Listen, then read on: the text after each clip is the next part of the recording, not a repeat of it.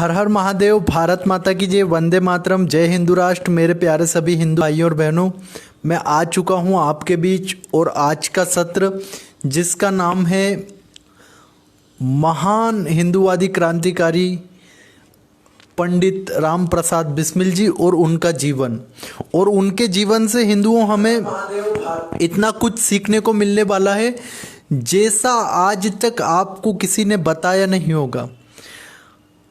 ऐसी सीखें हमें मिलने वाली है उनकी जीवनी से, और जानबूझकर उनके जीवन को, उनकी जीवनी को हमारे हिंदुओं से, हमारे देश के हिंदुओं से दूर रखा गया। खासकर ऐसे युवा वर्ग से दूर रखा गया जो युवा राम प्रसाद बिस्मिल की जीवनी पढ़ करके और इस देश को विश्व गुरु बनाने के लिए खड़ा हो सकता है, उठ खड़ा हो सकता है। ऐसे सभी लोगों को राम प्रसाद बिस्मिल जी के जीवन चरित्र को पढ़ने से दूर रखा गया। राम प्रसाद बिस्मिल जी कोई सामान्य व्यक्ति नहीं थे। युगों में ऐसा वीर योद्धा, ऐसा सन्यासी, ऐसा तपस्वी युगों में आता है। न भूतो न भविष्यति, ऐसे थे राम प्रसाद बिस्मिल जी। और ऐसे राम प्रसाद बिस्मिल जी को हमारे देश में आज़ादी के बाद, जिन्होंने आज़ादी की नींव खड़ी की इस देश के अंदर, ऐसे राम प्रसाद बिस्मिल जी को हमारे देश के अंदर क्या बताया गया? उग्रवादी, अतिवादी। हिंदुओं, मैं कहता हूँ हमारे क्रांतिकारी हैं, हमें उन्हें उस स्थान पर पहुँचाना होगा। आज तक रत्न तो दूर है, भारत रत्न तो बहुत दूर है, उनके जीवन पर लिखे गए, उनके हाथों से लिखे गए जीवन चरित्र पर एक छोटा सा सरकार ने कोई कभी योजना तक नहीं बनाया। हाँ, आपको दिल्ली का हवाई अड्डे का नाम इंदिरा गांधी, तो फलाना नेहरू, तो सब कुछ मिलने वाला, लेकिन बिस्मिल जी के नाम पर ना कोई सरकारी योजना मिलने वाली है। क्यों? क्योंकि देश की जनता को भुला देना है कि क्रांतिकारियों ने क्या किया था। उनको बार बार मैं कहता हूं कि अगर इस देश का युवा सिर्फ राम प्रसाद बिस्मिल, जी हाँ, राम प्रसाद बिस्मिल, इनकी जीवनी को पढ़ ले, इनके द्वारा लिखी गई किताबों को पढ़ ले, तो इस देश के अंदर, संपूर्ण विश्व के अंदर भारत ऐसा उभर के आएगा, विश्व गुरु बनकर के आएगा। राम प्रसाद बिस्मिल एक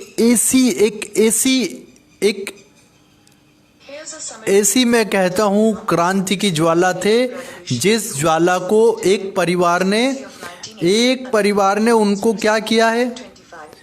क्या किया एक परिवार ने उनको ही नहीं, सारे जितने भी लाखों क्रांतिकारी शहीद हुए हमारे देश के अंदर, उन सारे क्रांतिकारियों को दबाया, उनको कमजोर बताया, और कुछ जो लोग इस देश के बाप बने, जो लोग इस देश के चाचा बने, जो लोग इस देश की भुआएं बन गई, उस एक ही परिवार के लोग चाचा बने, भुआ बने, ताई बने, भाई बने, माई बने, सब कुछ बन गए एक परिवार के लोग।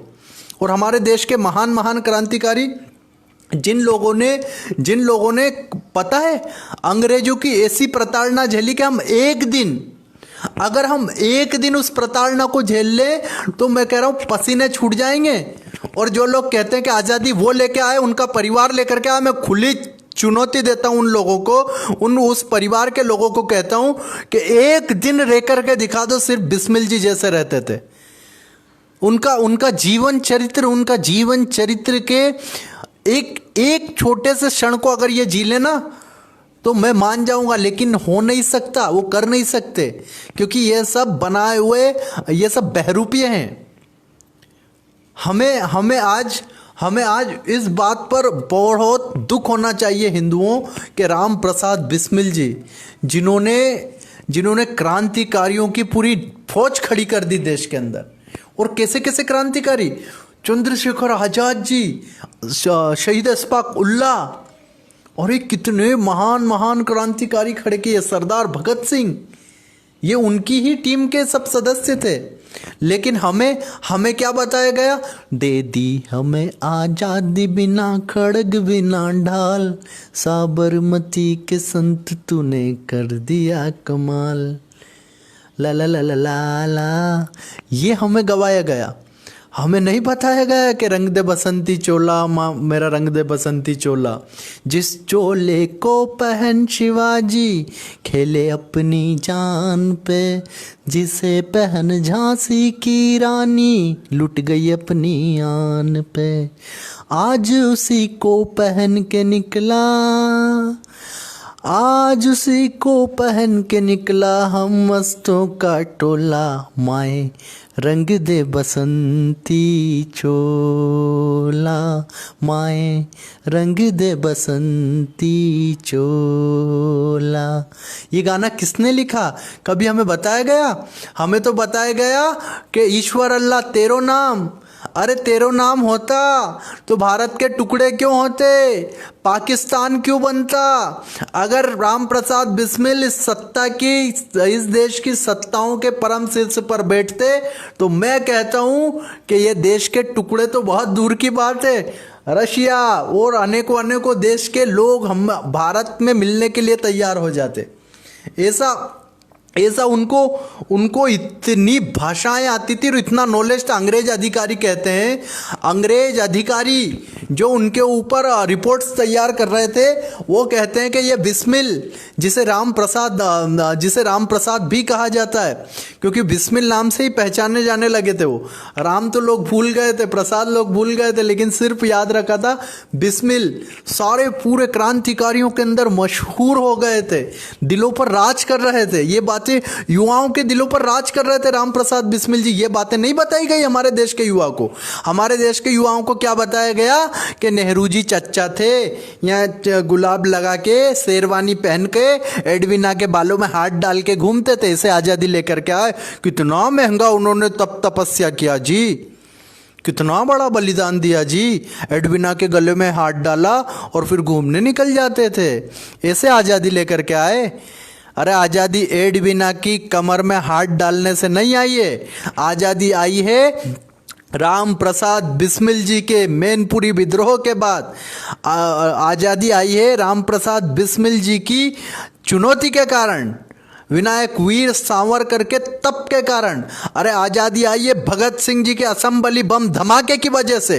आज़ादी उस बम धमाके में, आपको बहुत बड़ी जानकारी देता हूँ मैं आज, जब भगत सिंह जी ने बम फेंका तो ये तथाकथित जो मनोरंजन दल है, मनोरंजन दल, हाँ आप कहेंगे क्या स्वामी जी कौन सा मनोरंजन मन, ये जो कॉमेडी शो चलता है हमारे देश के अंदर, कौन है सबसे बड़ा कॉमेडियन? वही, वो जिस पार्टी का, उस पार्टी की स्थापना इसी के लिए हुई, कॉमेडी के लिए। आपको पता है एक अंग्रेज अधिकारी था जिसने 1857 के बाद भारत के लोगों को कैसे गुलाम बनाया जाए, कैसे आज़ादी की आवाज़ कोई उठाए ना, उसके लिए एक अंग्रेज अधिकारी काम करता था। उसका नाम था सर A.O. ह्यूम। उसको सर कहते हैं, उस जालिम को, राक्षस को, पिशाच को। वो सर A.O. ह्यूम, उसने स्थापना करी थी। बाद में रिटायर्ड होने के बाद में फिर उसने एक मनोरंजन क्लब बनाया जिसका उसने नाम रखा क्या? कांग्रेस। और उस कांग्रेस में फिर उसने धीरे धीरे एजेंट तैयार किए, और वो एजेंट कौन निकले? उसमें अच्छे लोग भी चले गए। आपको पता है कि हमारे देश के अंदर तो लोग कहीं भी चले, अच्छे लोग ही हैं ज़्यादातर, लेकिन कुछ एजेंट लोग भी होते। तो ज़्यादातर सब अच्छे लोग शामिल होने लगे थे, उसमें से उसने एजेंट ढूंढ लिए, अच्छे लोगों को हटा दिया। लोकमान्य तिलक की बातें नहीं सुनते, अच्छे लोग, वो ये सब कांग्रेस के थे। आपका जो आरएसएस बना, राष्ट्रीय स्वयंसेवक संघ, इसके जो संस्थापक है जिनका नाम केशवराम बलीराव हेडगेवार है, वो कांग्रेस के थे। वो भी प्रदेश के बहुत बड़े लीडर थे, कांग्रेस पार्टी के थे। क्यों छोड़ दिया सबने? क्योंकि स्वामी श्रद्धानंद जी, बड़े बड़े स्वामी सन्यासी सब शामिल थे, छोड़ते चले गए। इसमें कौन रह गया? अरे इसमें सुभाष चंद्र बोस जी आए थे, इसके लिए राम प्रसाद बिस्मिल जी, बड़े लीडर्स सब गए थे इसमें। लेकिन उन्होंने देखा कि भैया ये कांग्रेस तो मरवा देगी लोगों को, क्रांतिकारियों को मरवाने का काम कर रही है। आप बोलेंगे स्वामी जी कांग्रेस, ये इंदिरा गांधी वाला कांग्रेस, ये तो बोलते आयरन लेडी और फिर राजू भैया ने ऐसा किया और उन्होंने ऐसा किया, इन्होंने ऐसा किया। ये तो बड़ी बड़ी कहानियां सुनाते हैं हमको। ये तो सुनाते हैं कि राजीव गांधी जी कंप्यूटर लेकर के आए, ऐसा किया, इंदिरा गांधी जी ने फलाना काम किया, नेहरू जी ने तो इतना देश को इतना कुछ दे दिया। अरे अगर नेहरू जी नहीं होते, अगर नेहरू जी नहीं होते तो मैं कह रहा हूँ कि राष्ट्र, हमारा देश ही संयुक्त राष्ट्र से बड़ा हो जाता, बहुत बड़ा होता। उस समय पर डॉलर और रुपये का कीमत बराबर था जब देश नेहरू के हाथ में आया। लेकिन आज हमारे रुपये की हालत क्या कर दी, किसने करी है ये सब? यह दुर्दशा इस परिवार ने करी है। मैं आज आपको फिर बताता हूँ, राम प्रसाद बिस्मिल जी के जीवन पर आ जाता हूँ। राम प्रसाद बिस्मिल जी का जन्म होने के बाद उसके वो 14वें 15वें वर्ष में जब वो स्वामी जी के संपर्क में आए, स्वामी सोमदेव जी के संपर्क में आए, बस जैसे ही वो स्वामी जी के संपर्क में आए, इस देश में जब जब युवा स्वामियों के संपर्क में आए, सन्यासियों के संपर्क में आए, तब तब इस देश के अंदर क्रांति खड़ी हुई है। और जैसे ही वो स्वामी जी के संपर्क में आए, बस उनके जीवन ने एक नया रास्ता चुन लिया, नया मार्ग चुन लिया। और उन्हें पता चल गया कि जीवन और भी मिलेंगे, जीवन और भी मिलेंगे, लेकिन अभी पहले प्रायोरिटी आज़ादी को। राम प्रसाद बिस्मिल जो जिन्हें अंग्रेज अधिकारी अपनी डायरी के अंदर लिखता है, जिन्हें अंग्रेज अधिकारी अपनी डायरी के अंदर लिखता है कि अगर यह व्यक्ति, अगर यह व्यक्तित्व, अगर यह पर्सनालिटी, अगर यह गुलाम भारत की जगह अगर ब्रिटेन में पैदा हो जाता, अगर यह अमेरिका में पैदा हो जाता, अगर यह रशिया में पैदा हो जाता, अगर यह किसी आज़ाद देश में पैदा हो जाता, तो यह उस देश का राष्ट्रपति होता या फिर यह सेनाध्यक्ष होता। यह बात अंग्रेज लिख रहा है, यह बात अंग्रेज लिख रहे हैं राम प्रसाद बिस्मिल जी के लिए, कोई साधारण लोग नहीं लिख रहे। अंग्रेज कौन? जो उनके दुश्मन थे, जो उन्हें अपना सबसे कटु शत्रु मानते थे, वो लोग लिख रहे हैं कि राम प्रसाद बिस्मिल जी इतने महान व्यक्तित्व थे। और आपको पता है, उनको मारने के लिए, उनको फंसाने के लिए, उनको साजिश करके उनकी हत्या करने के लिए जिन लोगों ने सहयोग दिया, आपको पता है 1 लाख रुपए लिया था उस टाइम पर एक आदमी ने, वकील ने। कितना? 1 लाख रुपए लिया। किस लिए? राम प्रसाद बिस्मिल जी को बचाने के लिए नहीं, उनको मरवाने के लिए, उनको फांसी के तख्ते पर चढ़ाने के लिए। और वो व्यक्ति कौन है, मैं आपको अभी थोड़ा आगे चलने दीजिए सत्र को। मैं आज आपको सच्चाई, ऐसी सच्चाई बताऊंगा। राम प्रसाद बिस्मिल जी इतने महान व्यक्तित्व वाले थे कि उन्होंने इस देश को, संपूर्ण देश को क्रांतिकारियों की फौज प्रदान कर दी। राम प्रसाद बिस्मिल जी जब उनके पीछे अंग्रेज अधिकारी पड़े और वो 2 साल के लिए गायब हो गए, तो मैं कहता हूँ उन्होंने ऐसी किताबें लिख दी, ऐसी पुस्तकें लिखी जिससे भारत के अंदर एक नव क्रांति खड़ी हो गई। और आपको बताया जाता है कि नेहरू और गांधी और फलाना टीम, फलाना टोली, फलाना मनोरंजन क्लब की वजह से आज़ादी आई। आपको पता है जब नेहरू को कहीं रखा जाता था किसी जेल के अंदर, तो वो जेल सिर्फ नाम होता था, वहाँ पर पर्दे डेली चेंज होना, आइसक्रीमें खाना, अंडे खाना, इस प्रकार का इनको कार्य था। बड़ी बड़ी लाइब्रेरियाँ दिया जाना, बंगले में रखा जाता था इनको। कहीं शिमला में रख दिया, कभी पकड़ लिया तो बोले गर्मी के दिन है, अरे इनको तो शिमला में रखो जी, वहाँ ठंडी रहता है, इनको तो फलाने बंगले में रखो जी, फलाने रेस्ट हाउस में रखो जी, फलाने उसके अधिकारी के यहाँ पर रख दो। इस प्रकार से इन लोगों ने क्रांति की। अरे क्रांति राम प्रसाद बिस्मिल ने की। 9 बाय 9 के कमरे में रखा जाता था राम प्रसाद बिस्मिल जी और अन्य क्रांतिकारियों को 9 बाय 9 के कमरे में रखा जाता था, जिन कमरों के अंदर पखाना भी वहीं करना और खाना भी वहीं बनाना, मच्छर काटते। और राम प्रसाद बिस्मिल जी अपनी डायरी के अंदर लिखते हैं, हिंदुओं के मैं जिस संघर्षमय जीवन को जी रहा हूँ, मैंने वहाँ कंदराओं में जाकर के, हिमालय में जाकर के तपस्या तो नहीं की, लेकिन भारत माता के लिए यही मेरे लिए सबसे बड़ी तपस्या है कि मैं इस काल कोठरी में बैठकर इस राष्ट्र की आज़ादी की नींव रख रहा हूँ। हमारी मौत के बाद, मेरी मौत के बाद, मेरे साथियों की मौत के बाद भारत के अंदर ऐसा जलजला आएगा, ऐसा तूफान आएगा, ऐसा विध्वंसकारी अंग्रेजों के लिए ऐसा वक्त आएगा कि अंग्रेज इस देश के अंदर रह नहीं पाएंगे। लेकिन अंग्रेज चले गए, काले अंग्रेजों ने कब्जा कर लिया। बिस्मिल जी यह चाहते थे कि इस देश के अंदर अमीरी और गरीबी हो, लेकिन इन उंगलियों की जितनी, सिर्फ इन उंगलियों के अंतर जितनी, थोड़ी कम थोड़ी सी ज़्यादा, ज़्यादा में इतनी ज़्यादा नहीं कि सामने वाला इतना अरबों अरबपति हो गया और एक व्यक्ति को चावल कहते कहते अपने प्राण त्याग देने पड़ते हैं, लेकिन उसको चावल नहीं मिलते। यह इस देश का दुर्दशा जो हुआ है वो इसलिए हुआ क्योंकि इस देश को राम प्रसाद बिस्मिल नहीं मिले। इस देश को कौन मिला? इस देश को मिला नेहरू। इस देश को नहीं मिले सुभाष चंद्र बोस, इस देश को मिला गांधी। इस देश को नहीं मिले सरदार भगत सिंह, इस देश को मिला कृष्णा मेनन। इस देश को नहीं मिली मैडम कामा। इस देश को तो मिलते गए जी पापी लोग। अरे क्या बोलूँ मैं, किन किन के नाम लूँ। इस जमात ने हमारे देश का नाश करके रख दिया। हमारे देश को सेकुलरता के नाम पर हिंदू विरोधी बना दिया। राम प्रसाद बिस्मिल जी घर वापसी का अभियान चलाते थे। आपको पता है, शुद्धि का अभियान, शुद्धि का अभियान चलाते थे। वो उनका एक चेला था जिसका नाम आपको बताता हूँ। वो सपने में कभी सो जाते थे तो नींद में भी राम राम चिल्लाते थे। उनका नाम है अशफाक उल्ला, शहीद अशफाक उल्ला। यह शहीद अशफाक उल्ला जी कौन थे? इनके चेले थे हमारे राम प्रसाद बिस्मिल जी के। और राम प्रसाद बिस्मिल जी कहते हैं कि अशफाक उल्ला जैसा वेदोच्चार, मतलब वेदों के मंत्र को बहुत बढ़िया से बोलने लग गए थे अशफाक उल्ला। उनका तो घर वापसी हो चुका था।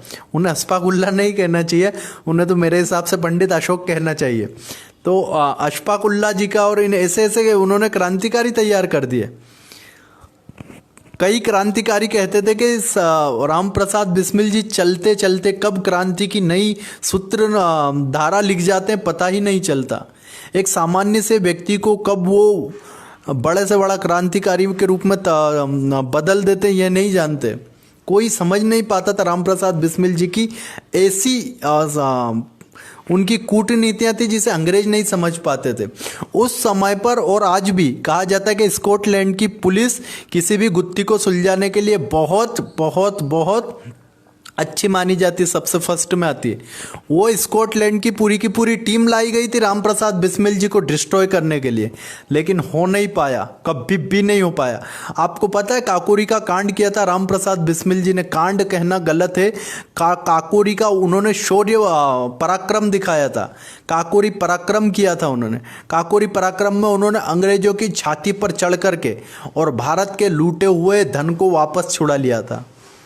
जो अंग्रेज लूट करके ले जाते थे अलग अलग रेलवे स्टेशनों के माध्यम से, रेलवे में जो धन जाता था वो सारा का सारा उन्होंने वापस छुड़ा लिया। और छुड़ा करके वो धन कितना था पता है? वो धन था 8,000 रुपये। आप आज चौंक जाएंगे, आज आपको सच्चाई पता चलेगा कि उस धन की रिकवरी के लिए, उस 8,000 के केस के लिए अंग्रेजों को 15 लाख रुपए खर्चा करना पड़ा उस टाइम का। उस टाइम का 15 लाख मतलब आज का 125 करोड़ रुपए खर्चा किया गया सिर्फ मात्र 8,000 रुपये के केस को सुलझाने के लिए। कई महीनों तक फास्ट ट्रैक कोर्ट बनाई गई उस टाइम पर, और अंग्रेज अधिकारी इतने डर गए थे कि उन्होंने कोर्ट नहीं लगाई, एक थिएटर के अंदर उन्होंने कोर्ट लगाया। तो आप सभी हिंदुओं, आपको जानकारी होनी चाहिए कि हमें किसे अपना रोल मॉडल बनाना है। नेहरू नहीं है इस देश का रोल मॉडल, कभी भी नहीं था वो रोल मॉडल। नेहरू हमेशा रोल मॉडल हुआ काले अंग्रेजों का। वो कभी भारतीयों का रोल मॉडल और हिंदुओं का रोल मॉडल नहीं हुआ। राम प्रसाद बिस्मिल कोड़े खाते थे, कोड़े, और अंग्रेज अधिकारी उनको वो दुभाषी के जरिए पूछते थे कि छोड़ दो, आज भी बता दो चंद्रशेखर आज़ाद कहाँ है। तो राम प्रसाद बिस्मिल पलट कर हंसते थे और शेर व शायरी इतनी करते थे राम प्रसाद बिस्मिल, जो आज भी आपके जो तथाकथित शायर वायर हैं ये सब उनके आगे कायर नजर आएंगे। शायरी क्या होती है, कविताएं क्या होती है, क्या राम प्रसाद बिस्मिल से पूछिए। आधे घंटे में उन्होंने मेरा रंग दे बसंती चोला जैसा गीत लिख दिया, जो आज भी कोई व्यक्ति गाता है तो उसके अंदर से क्रांति की ज्वालाएं आने लगती हैं। क्रांति की ज्वालाएं भभक भभक के दगाने लगती हैं। युवाओं के मन के अंदर मेरा रंग दे बसंती सुनते ही एकदम शौर्य जाग जाता है। और साबरमती के संत तूने कर दिया कमाल, ये सुन के क्या लगता है? ऐसा लगता है कि कोई नपुंसकता की किसी गहराई में हम चले गए, कायरता की, भीरुता की किसी नाली में हम गिर गए गलती से। तो आप सभी को यह समझना होगा और हिंदुओं हमें आज यह तय कर लेना होगा कि हमें यह तय कर लेना होगा कि भारत राम प्रसाद बिस्मिल जी के बताए कदमों पर चलेगा। अब यह देश नहीं चलेगा इन सेकुलर देशद्रोहियों के उस पर। तो आप सभी से मेरा विनम्र निवेदन है कि हम सभी लोग अब अपने देश को हिंदू राष्ट्र बनाने के लिए, आपने अभी तक राम प्रसाद बिस्मिल जी के बारे में सुना, अब हमें राम प्रसाद बिस्मिल जी क्या कहते थे? हिंदू राष्ट्र ही एकमात्र कल्पना है। वो चाहे शब्दों में उसे कुछ भी कह लो, आप लोकतंत्र कह लो, लोकतंत्र कहाँ आएगा? लोकतंत्र वहीं आएगा जब लोक का तंत्र हो, जनता का तंत्र। और अभी किसका तंत्र है? अभी तंत्र है उन भेड़ियों का। कौन से भेड़िए? जो भेड़िए भारत के एक भी कानून का पालन नहीं करते, जो राक्षस, जो नराधम, जो पिशाच, जो अत्याचारी, आतताई, दहशतगर्द भारत के एक नियम का पालन नहीं करते। उल्टे तो हमारी छाती पर चढ़कर बोलते हैं भारत तेरे टुकड़े होंगे इंशाल्लाह इंशाल्लाह। वो लोग इस देश के अंदर इस भारत माता को, जो लोग कहते हैं कि भारत तेरे टुकड़े होंगे, भारत माँ को, और वो जिंदा रहते हैं इस देश के अंदर।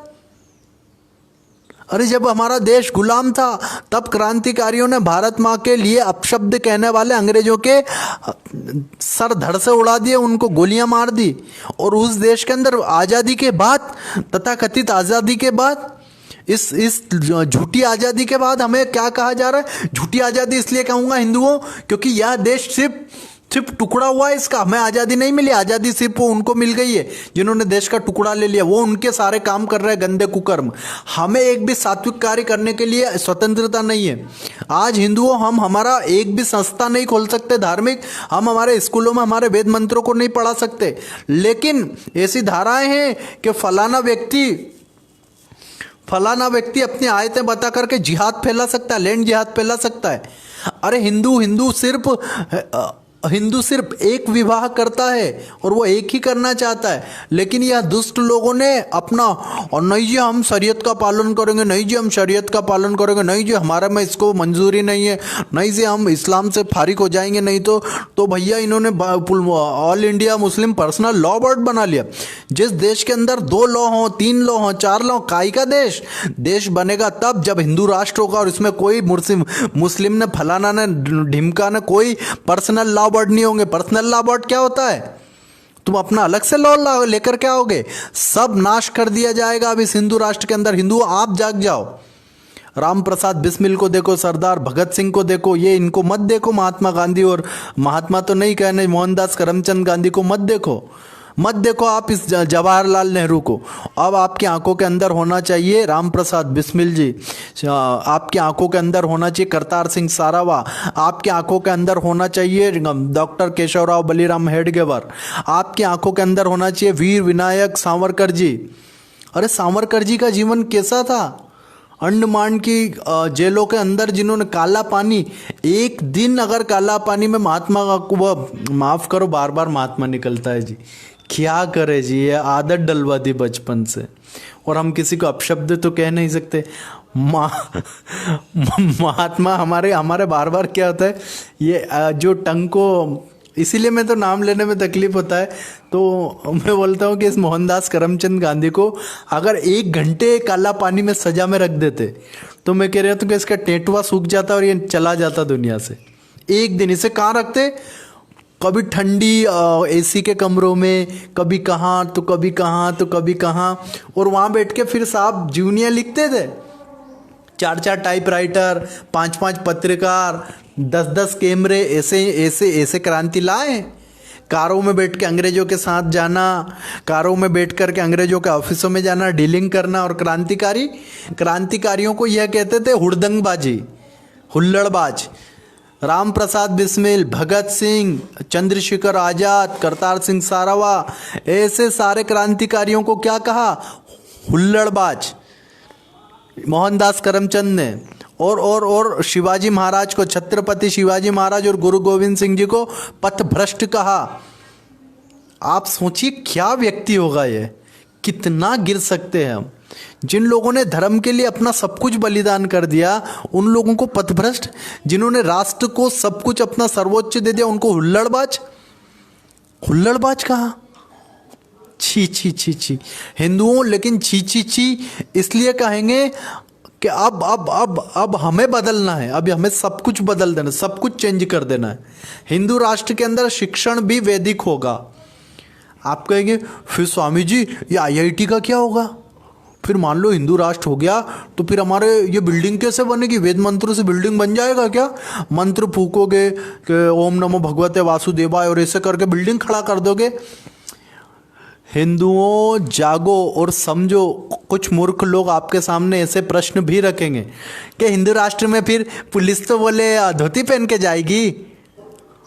हमारे भारत के अंदर जब चंद्रगुप्त मौर्य का शासन था तब क्या पुलिस धोतियाँ नहीं पहनती होगी? तब क्या पहनते होंगे हमारे लोग? जींस तभी भी तो पहनते थे। आज हमें हमारे ड्रेस कोड पर, आज हमारी वेशभूषा पर हंसी आती है।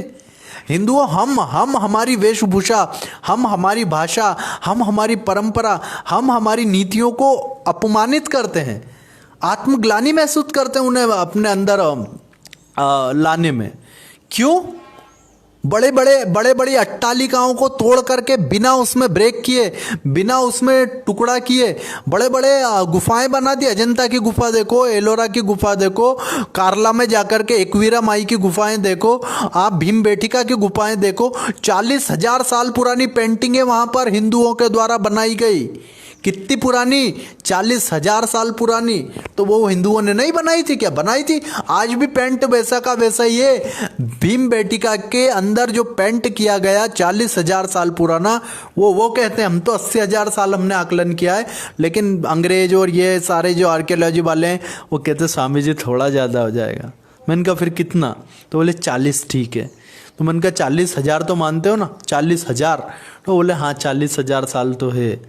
तो 40,000 साल पुराना भीमबेटका के अंदर कलर मौजूद है जो पेंटिंग किया है हमारे हिंदुओं ने। हिंदुओं उस टाइम हमें आज नेरोलक का एडवर्टाइज दिखाते हैं कि कितने साल चलेगा, तो 10 साल, तो 20 साल, तो 25 साल। 100 साल का कोई एड दे सकता है? नेरोलैक, एशियन नहीं कर सकते। हिंदू महान है। हिंदुओं के द्वारा बनाया गया तेजो महल है जिसे आज ताजमहल कहते हैं, आज भी विश्व धरोहर है। हिंदुओं कोणार्क का मंदिर देखो। हिंदू राष्ट्र के अंदर इन सबका वापस से फिर जो हमारे लोगों ने बनाया था उनके नाम पर होने वाला है। हिंदू राष्ट्र के अंदर कोई नहीं कहेगा कि 4 मीनार हमने बनाई है, ये विष्णु स्तंभ कुतुब मीनार है। विष्णु स्तंभ कुतुब मीनार नहीं है, कुतुब मीनार विष्णु स्तंभ है। कुतुबुद्दीन ऐबक ने वहां पर आकर के कुछ भी नहीं किया, सिर्फ हिंदुओं की मूर्तियां तोड़ी, वो बना नहीं पाया। आपको बहुत बड़ी जानकारी देता हूं हिंदुओं कि कई सारे लोग ये कहते हैं कि मुगलों ने ये बनाया, फलानों ने ये बनाया, इन्होंने ये बनाया, ढिमकों ने ये बनाया। तो उन लोगों को मैं कहना चाहता हूं कि आप बताइए मक्का के अंदर, मक्का की जो हालत है आज के समय और आज से 100 साल पहले कैसा था मक्का? गधे पे बैठ के जाते थे लोग। और आज से 4-4, 5-5 हजार साल पहले लोग यात्राएं करा करते थे। यात्राएं, धार्मिक यात्राएं, हिंदू लोग। अरे हिंदुस्तान के बारे में कहा जाता है, एक जगह है मध्य प्रदेश में, महिदपुर नाम की जगह पर आज भी 10-10 हजार साल पुराने, 4-4 हजार साल पुराने सिक्के मिलते हैं।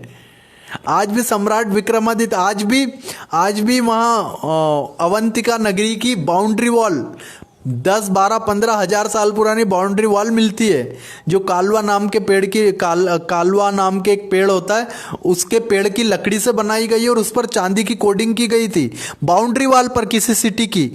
जब अरबी भेड़ें पैदा नहीं हुई थी, जब अरबी भेड़ें दुनिया में नहीं आई थी, तब का बात बता रहा हूँ मैं।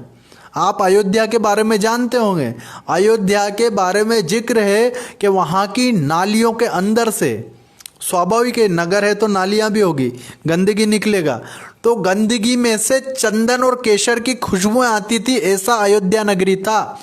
ये दस्तावेज बताते हैं। और गटर के कीड़े हमें बताते हैं कि हिंदू राष्ट्र में क्या होगा। हिंदू राष्ट्र की नालियों से केसर की और चंदन की खुशबुएं आएगी, रक्त की खुशबू नहीं आएगी, रक्त चंदन की खुशबू आएगी।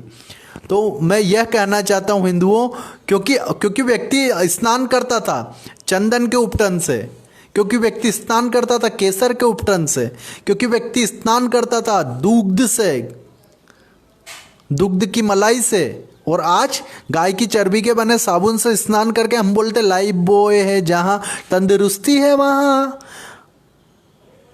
99.9 बैक्टीरियाज को मारता है लाइफ बॉय। तो खा ले, फिर कैंसर के हॉस्पिटल क्यों खुले? तंदुरुस्ती की जब सुरक्षा करेगा लाइफ बॉय तो खा ले, कोरोना से बचा ले, तो वो तो लेकर के आ जाएंगे बड़े बड़े एड। तो हिंदुओं हमें जागना, हिंदू राष्ट्र क्या है? हिंदू राष्ट्र वो है जहाँ पर हिंदुओं की सभी परंपराओं को, वैज्ञानिक परंपराओं को, आप बोलेंगे स्वामी जी फिर ये ऐसे ऐसे पाखंड भी होगा क्या? हिंदुत्व में कहीं भी पाखंड को जगह नहीं है। हिंदुओं कहीं भी हमारे किसी भी शास्त्र में, कहीं भी किसी भी हमारे आप वेद ले लो, उपनिषद ले लो, इनमें पाखंड कहाँ है? और आप भी तो हिंदू हैं, आप भी ऐसी रचनाएं कीजिए। ऐसा थोड़ी कि हिंदुत्व यहीं रुक गया। अरे वेदों के बाहर भी हिंदुत्व है, उपनिषदों के बाहर भी हिंदुत्व है। जहाँ पाखंड आपके मन के अंदर आता है वो सब हिंदुत्व है। क्योंकि हम बार बार जीवन लेते हैं, हमारा साइकिल चलता है। हिंदुओं, हिंदू राष्ट्र किसी सीमा का मोहताज नहीं है। हिंदू राष्ट्र बहुत बड़ा है, बहुत विशाल है, उसका विज्ञान विशाल है, उसका धार्मिक नीति नियम बहुत विशाल है। उसमें किसी माँ बहन बेटी का इज्जत नहीं लूटेगा। हिंदुओं, मैं कहता हूँ आप सभी लोग हमारे इस अभियान में जुड़ जाइए और इस देश को हिंदू राष्ट्र बना करके अब खड़ा कर दीजिए। अब ज़्यादा दिन नहीं लगना हमको, अब हमें इस देश को हिंदू राष्ट्र बना देना है। राम प्रसाद बिस्मिल चाहते थे कि इस देश के अंदर साम्यवाद के नाम पर, इस देश में साम्यवाद के नाम पर आज जो चल रहा है वो साम्यवाद, वैदिक साम्यवाद, हिंदू वाला साम्यवाद। आज हमारे देश के अंदर क्या चल रहा? हिंदुत्व ही साम्यवाद पर टिका हुआ है। जहां हिंदुत्व नहीं है वहीं साम्यवाद नहीं है। आप चीन में जाकर के देख लो क्या हो रहा है, वहां पर आवाज नहीं उठा सकते। और हमारे यहाँ पर आज से 17,50,000 साल पहले एक व्यक्ति राजा राम के दरबार में जाकर उनकी पत्नी पर टिप्पणी करके आ जाता है। यह कहा जाता है इक्वलिटी, किसी को भी बोलने की आज़ादी उसे कही जाती है। भारत के टुकड़े करने वालों को आज़ादी नहीं कहते, उसे कहते हैं बर्बादी। उनके तो शरीर के अंदर से उनका धड़ अलग कर देना चाहिए सिर से। जो लोग माँ के टुकड़े करने की बात करें वो इस राष्ट्र के होंगे? अरे राष्ट्र को अखंड करने की बात करें तो ठीक है, लेकिन राष्ट्र को खंड करने की बात करें तो वो क्या क्रांतिकारी होंगे? वो क्या देशभक्त होंगे? वो क्या इस देश को परम वैभव पर ले जाने के लिए काम कर रहे हैं? वो इस देश को गुलाम बनाने के लिए काम कर रहे हैं। और किन के लिए काम कर रहे हैं वो लोग काम करते हैं विदेशी कंपनियों के लिए, वो लोग काम करते हैं आतंकवादियों के लिए। आपको पता अफजल हम शर्मिंदा हैं, तेरे कातिल अभी जिंदा हैं। कौन से कातिल? किसके कातिल? आतंकवादियों के कातिल होते हैं। आतंकवादियों को तो मारने वाले वीर योद्धा होते हैं। तो हिंदुओं, हमें अब तय करना होगा कि हमारे देश के अंदर कौन सा नारा चाहिए। जय हिंदू राष्ट्र का नारा, भारत माता की जय का नारा, वंदे मातरम का नारा, या फिर हमें नारे चाहिए नारा एक तकबीर और अल्लाहू अकबर के सुनकर हमारी बहन बेटियों की इज्जत लूटने वाले नारे?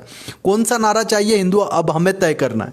हिंदू, आज भी इस देश के अंदर ऐसे लोग जी रहे हैं जो यहीं पर, कहीं मत जाइए, यहीं देखिए माँ बहन की गालियां दे रहे हैं। हिंदुओं को दे रहे हैं, खुले आम दे रहे हैं। क्यों दे रहे हैं? इतनी औकात कैसे हो गई, इनकी हैसियत कैसे हो गई? जिन लोगों ने इस देश के टुकड़े कराए, जिन लोगों ने इस देश में गायें काटी, जिन लोगों ने इस देश में माँ बहन बेटियों की इज्जतों को तार तार किया, तार तार करते जा रहे, तार तार करने की सोच रहे, जो इस देश की एक सांसद लॉकेट चटर्जी की इज्जत लूटने की सामूहिक रूप से बातें कर रहे, फेसबुक पर कर रहे, मदरसों मस्जिदों में तो फिर ये क्या बातें करते होंगे? तो हिंदुओं, मैं आपसे कहना चाहता हूं कि भारत की फिर से हिंदू राष्ट्र की ओर ले जाने के हमारे इस अभियान में जुड़ जाइए। अगर भारत हिंदू राष्ट्र बना, अगर भारत हिंदू राष्ट्र बना तो यह धरा वसुंधरा बनेगी। अभी तो यह धरा कैसी हो गई है आप सभी को पता है, आप सभी को पता है हालात क्या चल रहे हैं भारत के। सीएए के विरोध के नाम पर हिंदुत्व का विरोध किया गया, यहाँ गालों के ऊपर गंदे गंदे नारे लिखे गए। अंग्रेजी में FUCK लिखने से तुम्हारी गालियाँ कोई प्रोफेशनली गालियाँ नहीं हो जाएगी, गाली गाली ही रहती है। और अगर तुम JNU में पढ़ करके सिर्फ इतना सीखे हो FUCK, तो आओ फिर तुम में और वो अरबी भेड़ों में कोई अंतर नहीं रह गया। फक हिंदुत्व ये कहने वाला इस देश में जिंदा है। आप कभी इतना सा, आपको बहुत बहुत आज़ादी की, चाइना में जाकर के बोल के दिखा दो, फक चाइनीज लिख करके दिखाओ, चाइना में जाकर के बुलडोजर के अंदर कुचल देते हैं, वहाँ पर बुलडोजर के अंदर चाइना तेरे टुकड़े होंगे बोल के दिखा दो एक बार, चाइना गोलियां ठोक देगा माथे के अंदर। लेकिन नहीं जी, उन्हें तो वो चाइना को रोल मॉडल मान के, रशिया को रोल मॉडल मान के भारत को तोड़ने की बातें करना है। अरे कौन सा कम्युनिस्ट था, कौन सा भारत में रहने वाला व्यक्ति कम्युनिस्ट बनेगा? वो मार्क्सवादी बनेगा, वो लेनिनवादी बनेगा? अरे क्या लेनिन, क्या मार्क्स, क्या क्या? अरे इनके जीवनी पढ़ो और एक बार छत्रपति शिवाजी महाराज की जीवनी पढ़ लो। लेनिन कहीं नहीं ठहरेगा, एक बार राम प्रसाद बिस्मिल जी की जीवनी पढ़ लो। बड़े बड़े दुनिया के क्रांतिकारी हमारे देशों से नीतियां लेकर के जीते हैं। बड़े बड़े क्रांतिकारी दुनिया के देशों के, अन्य देशों के, हमारे भारत की नीतियों पर चल करके आज़ाद हुए कई देश। और आप लोग भारत को गाली दे रहे हो। जिस भारत ने चंद्रगुप्त मौर्य दिया, जिसने दुनिया को एक नया आइडिया दिखाया, नया मार्ग दिखाया। लेकिन हमारे देश के अंदर लोग आज हिंदुओं को गाली दे रहे हैं। भारत के अंदर अखंड भारत के सपने देखने वाले लोगों को भगवा आतंकवादी कहा जा रहा। हिंदू राष्ट्र की बातें सुनकर के पेट में दर्द होने लगा। क्यों दर्द हो रहा? हिंदू राष्ट्र है भारत और अखंड और आधिकारिक बनेगा। हिंदू राष्ट्र तो है लेकिन अब अखंड और आधिकारिक रूप से बनेगा। यहाँ पर कॉमन सिविल कोड आएगा, यहाँ पर NRC तो ठीक है और बहुत कुछ होने वाला है। मियाँ चिंता ना करो, तुम बहुत कुछ होने वाला। हिंदू आप हमारा सहयोग दीजिए, आप हमारा साथ दीजिए, आप हमारी आवाज़ में आवाज़ मिला करके कहिए जय हिंदू राष्ट्र, जय हिंदू राष्ट्र। आप कहने लगेंगे, मैं कह रहा हूं कोई पापी, कोई दरिंदा हमारी बहन बेटी की इज्जत पर हाथ नहीं उठाएगा। कोई अत्याचारी, कोई आतताई, कोई दहशतगर्द, कोई पाकिस्तान परस्त राक्षस इस देश की धरा पर खड़ा होकर के भारत तेरे टुकड़े होकर नारे नहीं लगाएगा। अरे उसकी हैसियत कैसे हो गई? यहां गाल पर FUCK लिख के हिंदुत्व लिख दिया। आप क्या सोचते, कौन है वो? 2 कौड़ी की मानसिकता, गालियां गालों पर लिखने वाला कौन होगा आप बताइए? MCBC लिख करके हिंदुत्व लिख देना। क्या चाहते हो? क्या सिखाया माँ बाप ने? ये सिखाया? ये सीखे हो JNU में? ये सीखे हो AMU वहाँ अलीगढ़ में? AMU अमू। अरे पापियों, अत्याचारियों, दहशतगर्दों, सही कहा गया कि हाथ को तेल में लपेट करके और इसमें तेल के बोरे में घुसेड़ दो और सरसों के बोरे में घुसा दो और जितने दाने चिपके उतनी कस्में ये खाएं दहशतगर्द। तो भी इनकी बातें मत मानो। अरे तुमने कितने धोखे किए इस देश के साथ? धोखे पे धोखा, धोखे पे धोखा, धोखे पे धोखा कर करके तुम आज यहाँ तक आ गए हो कि भारत के टुकड़े की बात कर रहे। अब टुकड़े होंगे, वाकई में होंगे। भारत के टुकड़े करने वालों के टुकड़े होंगे। करके दिखाओ, लगा के दिखाओ। अब आप नारे लगा कर ही दिखाओ। अब तो वाकई में लगना चाहिए नारे, और लगा करके दिखाओ, हमारे सामने आकर के लगा के दिखाओ। मैं कहता हूँ यह लोग सिर्फ मीडिया के कैमरों के आगे नारे लगा सकते हैं, खुले में आओ, स्वागत है आपका, स्वेग से करेंगे स्वागत, ऐसा स्वागत करेंगे, ऐसी आज़ादियाँ देंगे। आओ ना, फिर आओ, भारत के गांव गांव जाओ अकेले।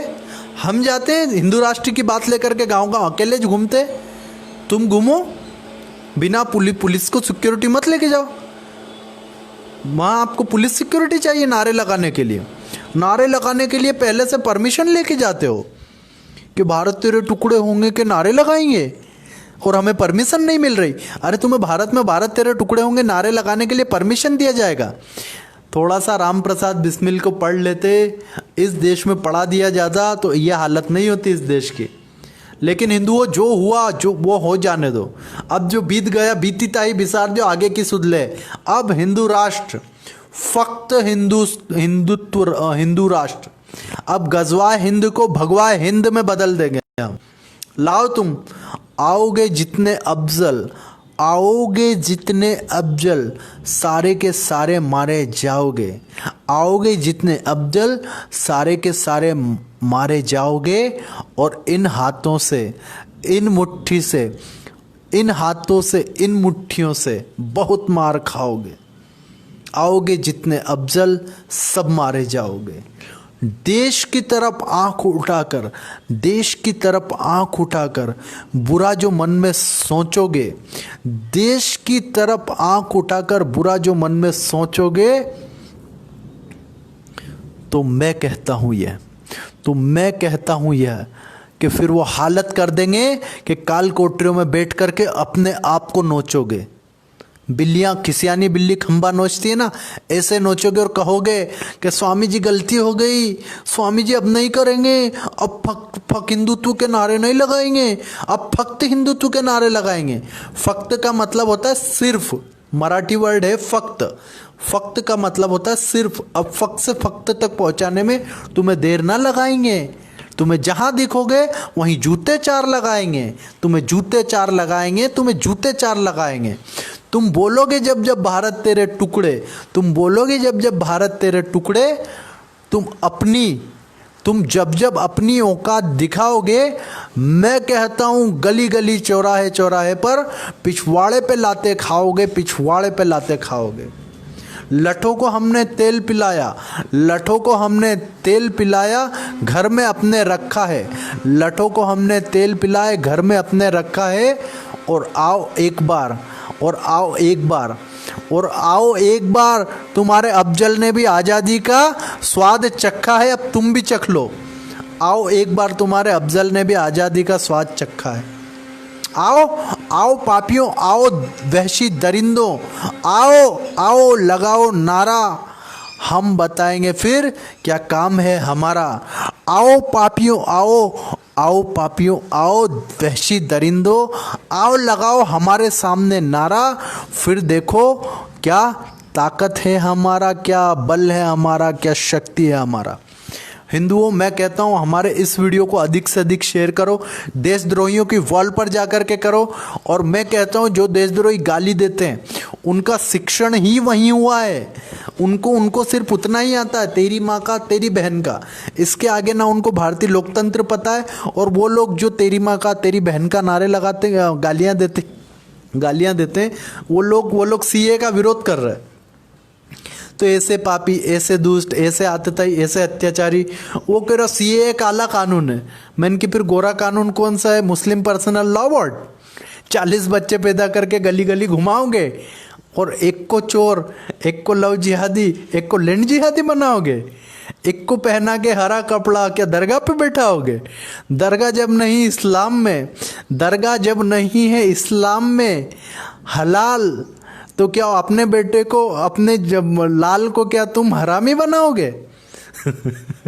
हम कहते हैं इनको कि 40 बच्चे करके क्या भारत को लुटवाओगे और गली गली क्या राशन की लाइनें खूब बढ़ाओगे? अरे पापियों, अरे अत्याचारी, समझ जाओ अभी भी। और मैं कहता हूँ हिंदुओं, हमारे इन बातों को आगे अधिक से अधिक लोगों तक पहुँचाइए। अधिक से अधिक लोगों तक पहुंचा दीजिए। और सिया राम की मर्जी से एक ऐसा दिन अब आएगा, सिया राम की मर्जी से अब ऐसा एक दिन आएगा जिस दिन देखना ये ओवैसी, हनुमान चालीसा गाएगा, अल्लाह छोड़ कर के ये अब राम नाम गुनगुनाएगा, सिया राम की इच्छा से अब ऐसा एक दिन आएगा। और जो गली गली हैं घूमे, भारत को तोड़ने की सोचें, भारत को तोड़ने की सोचें, उनकी कमरों में देखो आने वाली है मोचें, उनकी कमर लचक जाएगी। अब हिंदुओं आप जाग जाओ, सिर्फ आप जाग जाओ, और किसी की हमें आवश्यकता ही नहीं है, हमें किसी की आवश्यकता नहीं है, ना तो हमें कोई ऐसी चीज़ चाहिए कि जिसकी वजह से इस देश के अंदर अराजकता फैलाना नहीं चाहते। हम चाहते हैं कि इस राष्ट्र के अंदर एकता की बयार हो। हम चाहते हैं कि शबानाएं मोहन की हो, श्याम की हो, राम की हो। हम नहीं चाहते कि एकता के टुकड़े कोई शाकिब कर जाए। हम एकता चाहते हैं जहाँ पर शबाना, अफसाना, रूबीना वो हलाला की शिकार ना हो। हम चाहते हैं ऐसा कि कोई बहन लव जिहाद में फंसकर अपनी मौत ना दरिंदगी की मरे। कोई भी इस देश के अंदर, इस राष्ट्र को परम वैभव पर ले जाने के लिए हम काम करते हैं। तो आप सभी से विनम्र निवेदन है, अधिक से अधिक संख्या में इस हिंदू राष्ट्र अभियान के आंदोलन में सहभागी होइए। और मैं कहता हूँ स्वामी ये अब ऐसा दिन आने वाला है, और जो भारत के टुकड़े लगाने वाला है वो इस देश को छोड़ के जाने वाला है, और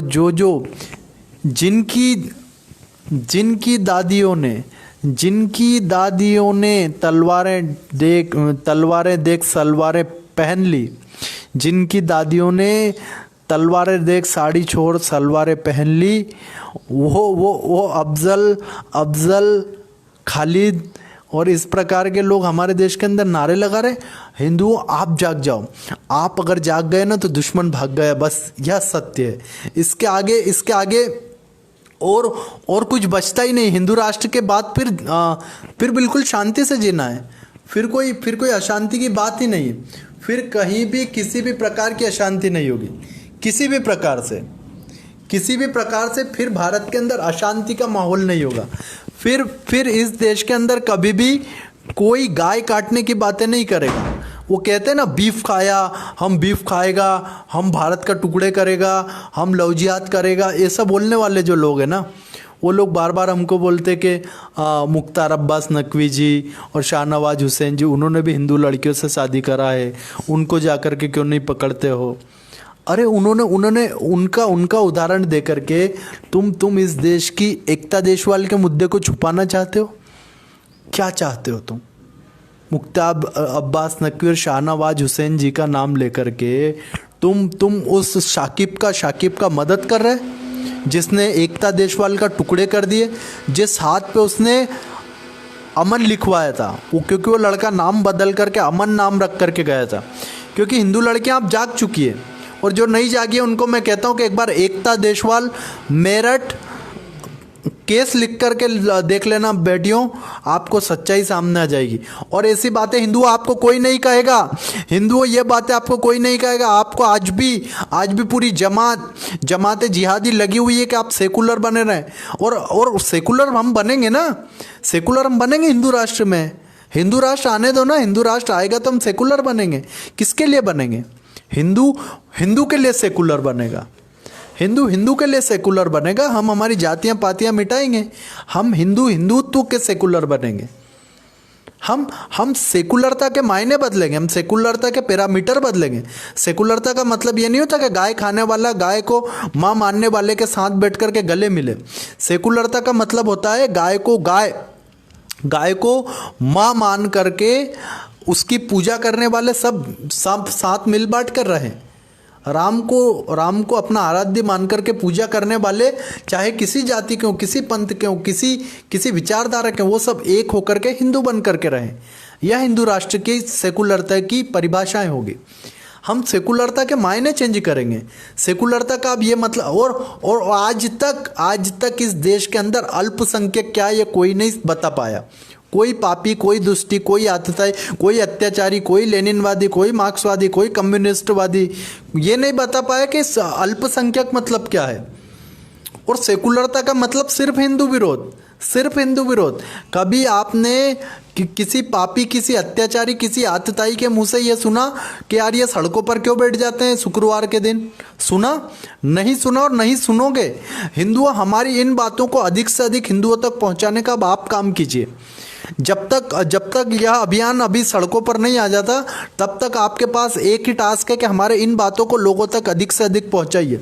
यह बातें जन जन के मन में, हिंदू के मन में, हिंदू के तन की हर नस नाड़ी में झकझोर नहीं देती, उसके अंदर शौर्यता पैदा नहीं कर देती, तब तक एक सोए हिंदुओं की वॉल पर जा करके छोड़ के आओ। अपने मित्रों को समझाओ कि क्या हम सुरक्षित हैं, क्या हमारी आने वाली पीढ़ी सुरक्षित है, क्या हमारा टिंकल टिंकल लिटिल स्टार कहने वाला बच्चा उस जिहादी बच्चे की बराबरी कर पाएगा जो बचपन से ही यह लेकर के जी रहा है कि मुझे काफिर का कत्ल कर देना है? क्या हम बराबरी कर पाएंगे? क्या राम प्रसाद बिस्मिल, क्या भगत सिंह के हमारे करतार सिंह सराभा क्या ऐसा भारत चाहते थे? और राम प्रसाद बिस्मिल ने तो अपने गाने के अंदर लिखा है कि जिस चोले को पहन शिवाजी खेले अपनी जान पे, जिसे पहन झांसी की रानी मिट गई अपनी आन पे। आज उसी को पहन के निकला, आज उसी को पहन के निकला हम मस्तों का टोला माए, रंग दे बसंती चोला माए, रंग दे बसंती चोला, मेरा रंग दे बसंती चोला, मेरा रंग दे बसंती चोला माए, रंग दे बसंती चोला। अगर सरदार हमारे माफ़ करना पंडित राम प्रसाद बिस्मिल जी अगर इस प्रकार के हिंदू विरोधी होते और सेकुलर होते तो वो भगवा को क्यों कहते? शिवाजी किस चोले को इनडायरेक्टली उन्होंने उस समय पर लिखा, और डायरेक्टली तो लिख दिया। उन्होंने लिख दिया कि जिस चोले को पहन शिवाजी महाराज किस चोले को पहने थे? ये भगवा के स्वराज्य की रक्षा के लिए। केसरिया बाना क्या होता है? यही अंतिम क्षणों तक राष्ट्र के लिए, धर्म के लिए लड़ना ही केसरिया बाना पहन करके जाने वाले करते। और आपके सामने मैं जीवंत उदाहरण हूँ। इस राष्ट्र के परम वैभव पर ले जाने के लिए हम अपने प्राणों को आहूत करने के लिए बैठे हैं। हमने यह तय करके रखा है कि जो हमारे क्रांतिकारी कहते थे, हम चाहते तो हमें काफ़ी सारे हमें खुले ऑफ़र हैं। और आप सभी जानते हैं हिंदुओं के ऑफ़र कैसे कैसे आते, खुले ऑफ़र पड़े हैं। लेकिन हिंदुओं हम कहते हैं कि हिंदुत्व से हटकर कुछ नहीं स्वीकार, हिंदू राष्ट्र बनाओ। हम राम मंदिर चाहते थे, राम मंदिर बनाया। अब हम हिंदू राष्ट्र चाहते हैं, हिंदू राष्ट्र बनाओ। फिर हम और कुछ चाहेंगे, वो और कुछ बनवाएंगे, क्योंकि ये देश हिंदुओं का है ना, तो हिंदू जो मांगेगा पूरा करना पड़ेगा। ऐसा थोड़ी है कि बच्चा रोया कि माँ आज मुझे भंवरा चाहिए, वो लट्टू घुमाने वाला वो दिला दो, तो वो कल कुछ नहीं मांगेगा, हम और कुछ मांगेंगे। हम काशी भी मांगेंगे, काशी में विश्वनाथ मांगेंगे, हम मथुरा में, और हिंदू राष्ट्र बन गया तो काशी, मथुरा, और इस प्रकार के हमारे भगवान राम की जन्मभूमि मिल गई। भगवान कृष्ण भूमि की भी चाहिए, भगवान कृष्ण जी की भी जन्मभूमि चाहिए, और भी बहुत कुछ चाहिए। लिस्ट बना करके रखिए, आने वाले समय में बोलेंगे हमें हमारे हिसाब से हिंदू राष्ट्र में सब कुछ चेंज होने वाला है। हिंदू राष्ट्र में सब कुछ, बस आपको हमारे इस अभियान में सहभागी होना है, आपको हमारे इस अभियान में साथ देना है। तो आज का ये सत्र यहीं विराम देते हैं। कल सुबह 11:20 पर 11:15 पर नए सत्र को शुभारंभ करेंगे, और आप सभी को इस अभियान से अधिक से अधिक संख्या में जुड़ जाना है। भारत माता की जय, वंदे मातरम, जय हिंदू राष्ट्र, जय हिंदू राष्ट्र। जिन जिन के प्रश्न हैं, जिन जिन को हमारे साथ मिलकर के और इस अभियान को आगे बढ़ाने में सहभागिता प्रदान करनी है, वे सभी लोग मोबाइल नंबर ले लीजिए। मैं ऊपर डिस्क्रिप्शन में मोबाइल नंबर डाल देता हूँ। तो आज के लिए इतना ही इस सत्र को रख करके और विराम देते हैं। भारत माता की जय, वंदे मातरम, जय हिंदू राष्ट्र। डिस्क्रिप्शन में आपको लिंक मिल जाएगा और कल सुबह के सत्र के लिए तैयार करें। तब तक इस वीडियो को अधिक से अधिक शेयर करें, हिंदू ग्रुपों में करें, हिंदू वॉल पर करें। भारत माता की जय, वंदे मातरम, जय हिंदू राष्ट्र।